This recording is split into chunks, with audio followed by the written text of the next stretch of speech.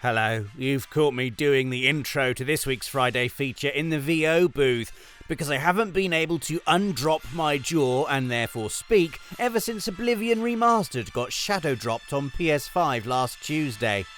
My mouth is so dry. It's so beautiful, a perfectly faithful recreation of one of my favourite RPGs of all time. The scale, the hilarious NPCs, the joy of slaughtering helpless mud crabs to boost all your stats early on. Only it looks like a beautiful PS5 game now. Oh, okay, I'm over it. Oblivion Remastered is so effective at transporting you back to the time when you first played the original. For me, that was 2007, my final year at university, many hours of which I spent in my room with my brand new PS3 and this game. A memory that particularly sticks in my mind is repeatedly replaying the intro to see if there was any way I could save the Emperor from assassination. You know, he's really wise and well-dressed and nice to you, even though you're a prisoner and he's the Emperor. And he's voiced by Patrick Stewart. And, spoilers by the way for the opening of Oblivion, he dies in the first 5 minutes while standing right next to you. I just couldn't accept this. Even though his death sets in motion the events of the entire story, I was determined to see if there was a way I could somehow avoid it.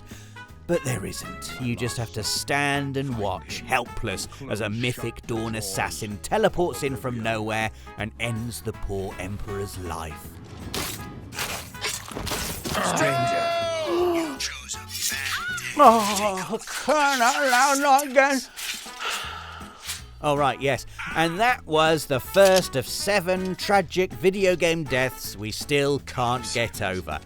Here come the other 6. Just a warning before we properly dive into this list about characters that die, this video will have spoilers in it for all the games. So, if we start talking about something you haven't finished yet, it's probably best to skip to the next segment. You know, I'll give you plenty of time, don't worry, I'm not going to be all like, Entry 3, Chris dies at the end of Shoot the Cool Gun 7, you know. I'll be more like, Entry 3, at the end of Shoot the Cool Gun 7, Chris dies. Apologies there for anyone who still hasn't finished Shoot the Cool Gun 6. Anyway, entry number 2 is possibly the most famous video game death of all time. It's been discussed and dissected for nearly 28 years, and it happens in Final Fantasy VII. So yes, spoilers incoming for Final Fantasy VII, and also the mysterious ending of Final Fantasy VII Rebirth, if you haven't finished that one yet. About halfway through Final Fantasy VII, Aerith, or Eris depending on the translation, is shockingly, brutally, unceremoniously murdered by Sephiroth, a central member of your JRPG gang. This was a devastating moment for Cloud & Co., while at the same time walloping a generation of young gamers right in the greavy jeebies. I remember just sitting in stunned silence for about 30 minutes. Even during the subsequent Genova boss fight, I couldn't even shed a tear. This, immediately after, was the kicker. A tricky boss fight with the Aerith theme playing instead of the usual battle theme. Numbly going through the motions, no time to process, but then quarter of a century to dwell. Until 2024, when Final Fantasy VII Rebirth arrives. Spoilers now for Final Fantasy VII Rebirth, by the way. I've never experienced a video game moment like this. Over 25 years of waiting, wondering and hoping against hope. Everything swallowed by this 1 second that seemed to hang for an eternity. And then... could it be? Have we actually...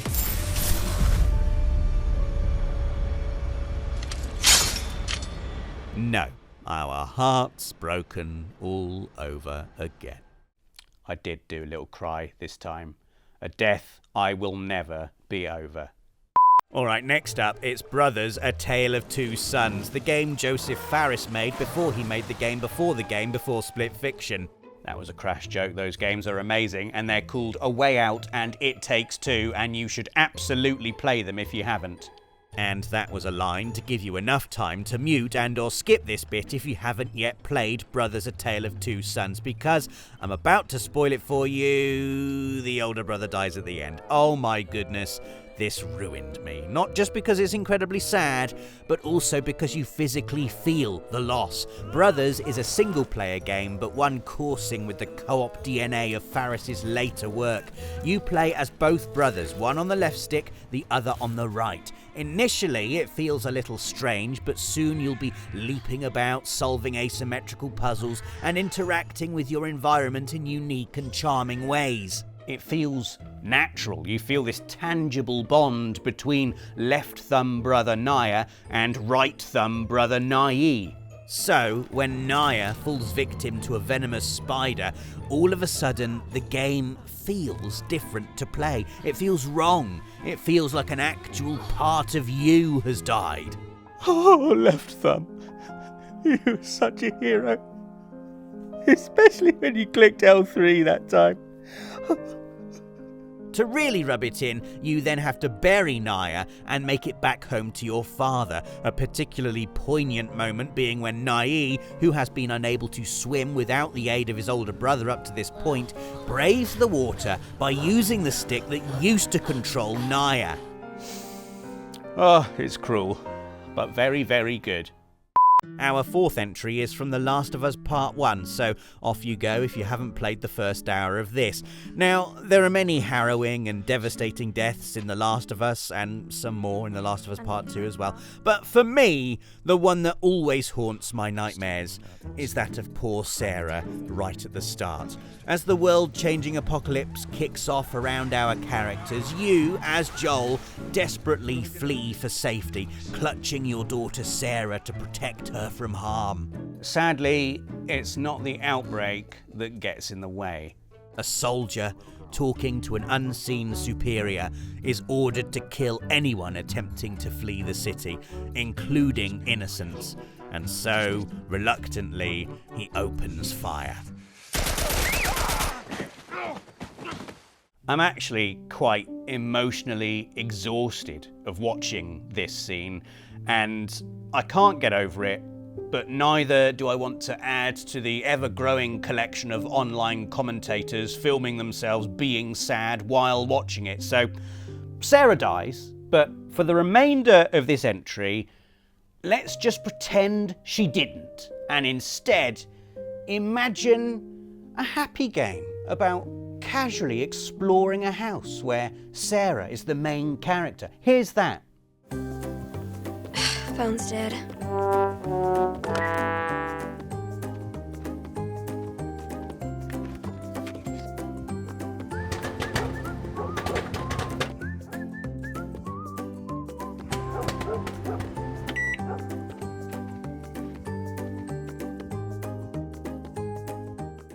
Now we've had a Final Fantasy entry and an Elder Scrolls entry. It's only right that we have a Metal Gear Solid one as well. And at number 5, we've got, from Metal Gear Solid 3, hide in a cardboard box from the incoming spoiler, the boss, who meets her end at the hands of her protege, Naked Snake, aka Jack, aka Big Boss, once he's finally defeated the boss. If you're new to Metal Gear and were confused by all of that, then you know, there are explainers you can read online. You know, it's been long enough, quite frankly. This is particularly gut-wrenching as by this point you've just about recovered from the shock of the boss's betrayal, only for her to reveal the very same betrayal was in fact a double bluff orchestrated by the powers that be, and that she's been an undercover goodie all along. But now, to complete the deception, you have to finish her off. Your mentor, your mother figure, the one who has very easily kicked your ass in multiple cutscenes before now. Against all the odds, Snake is victorious, your final act in the game being to pull the trigger that ends the boss's life. I was heartbroken, I was furious, even the flowers were sad, look at them go all red. But the scene that sent me over the edge was witnessing Snake saluting the boss's grave, tears welling in his eyes, her final words echoing through his mind. we're all going to have to try and get over this again when Metal Gear Solid Delta comes out, aren't we? Our penultimate entry sees big spoilers for Rockstar's Western epic Red Dead Redemption 2, and if you haven't played it, you really must, so please do skip this bit to keep everything a surprise. Because I want everyone to go through the pain of Arthur Morgan's death, okay? No one should be getting off lightly here. This death is truly tragic. Arthur doesn't go out in a blaze of glory. There's no victory for him, no heroic legacy, no one to carry his torch. He's edged out of his gang, undermined and betrayed by Micah, forgotten by Dutch, the two of them ultimately leaving him to succumb to injury and illness. If there is any solace for Arthur, it is that he's able to spend his final moments at peace, surrounded by beauty. After years of hardship, violence and sacrifice, Arthur's life sets as the sun rises, his memory living on only in the hearts of us, the player, as depicted in the symbolic passing of the cowboy hat from Arthur to John Marston. We are John, and I just wanted an excuse to wear this again. Do I look cool?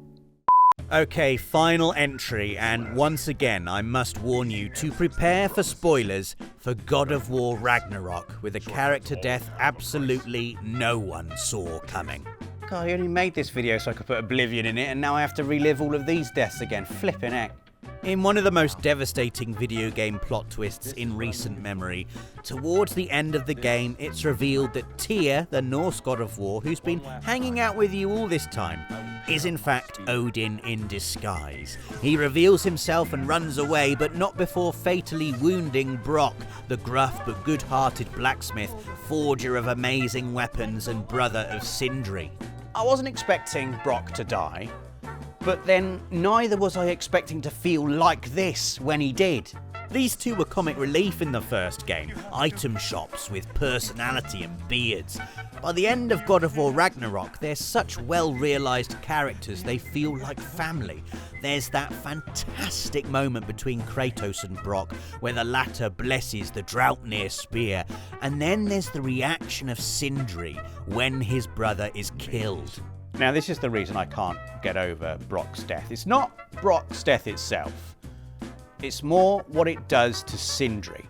This life-loving man reduced to quiet, vengeful fury. Of all the bosses I fought across the events of God of War and God of War Ragnarok, I'm not sure any unnerved me more than the sight of Sindri at the very end.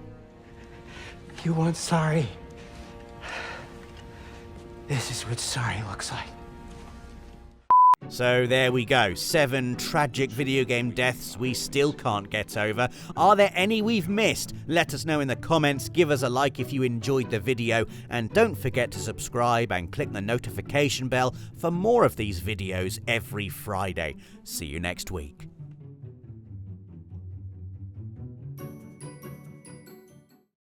PlayStation